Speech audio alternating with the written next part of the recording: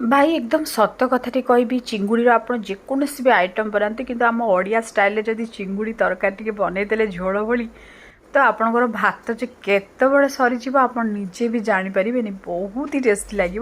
तो ये चमत्कार रेसिपी मुझे किलोटी चिंगुड़ी को बढ़िया से सफा कर नहीं कि हलदी लुण आ काश्मीरी चिली पाउडर पकई बढ़िया से गोले देती आपर गोटे कढ़ई आम सोरष तेल देकी किसी समय गरम करना से चिंगुड़ी गुड़ाक भाजी नवा रिफाइन भी भाजी पारे कि सोरिष तेल रे बेटर रही मोर चिंगुड़ी सब गुड़ाक भाजी हो गला मु गोटे प्लेट्रे काढ़ी नेली तापर आउ कि तेल पकई मुझे कटा होता आलू लंबा लंबा आकार काटी देखो बढ़िया से नाली है पर्यंत भाजी नवा ये मोर नाली ही तो से चिंगुड़ी रे ही मुझे आलू गुड़ाक भाजी काटिदेवे। देखो मोर गरम मसला किसी अच्छी जदि तेजपत्र गुजराती लवंग एमती सब पकईदेवे तापर किसी कटा पियाज देदेवे 2 स्पून अदा रसुण बटा दे बढ़िया से नाली है पर्यंत भाजी नेबे।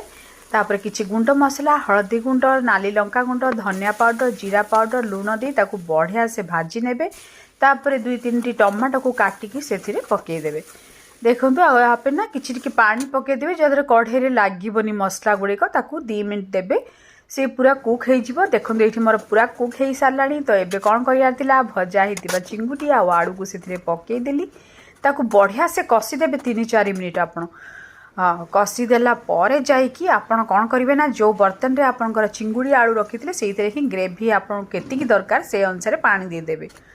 ये मोर चिंगुड़ी झोल देखो बढ़िया से सीझीगला आलू भी सीझीगला और चिंगुड़ी भी बढ़िया से सीझी तापर किसी कंचा लंका गरम मसला पाउडर देदेवे। तापर भी गोटे किसी अच्छी आपन तेंतुली मु किसी समय आगुरी बतरेकी रखी तार से तेंतुली पानी टिके देदेवे बहुत ही टेस्टी लगे झोल एवं आपणकर शेष हिंगु टिके पकईदेवे आपर आपण गरम धनिया पत्र पकई गरम गरम भात सहित मजा नेबे। जदि मोर भिडियोटी भल लगे लाइक शेयर सब्सक्राइब करने को जमार भूलें प्लीज कमेंट रे कहे आपण को चिंगुड़ी को रेसिपीटा भल लगे।